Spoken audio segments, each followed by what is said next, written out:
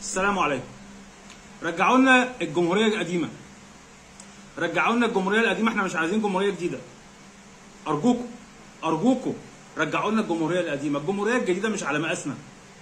احنا الجمهوريه القديمه كانت طيبه، الجمهوريه القديمه كانت حنينه، الجمهوريه القديمه كنا عارفين نعيش فيها.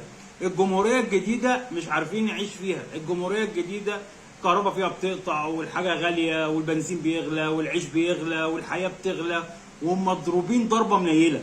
الجمهوريه الجديده مش على مقاسنا، الجمهوريه الجديده مش على قدنا. رجعوا لنا الجمهوريه القديمه ارجوكم ارجوكم، رجعوا لنا الجمهوريه القديمه. احنا مش عارفين نعيش في الجمهوريه الجديده. مرتبات مش مكفيه. عمرو اديب كان طالع بيقول لك 10000 جنيه ما يكفوش في الشهر. الناس بياخدوا 4000 جنيه و5000 جنيه، يعملوا ايه؟ دول ميتين. احنا مش عارفين نعيش في الجمهوريه الجديده. قسما بالله انا في الجمهوريه القديمه كان مرتبي 2800 جنيه وكانوا بيكفوني طول الشهر. اه والله 2800 جنيه في الجمهوريه القديمه كانوا بيكفوني طول الشهر.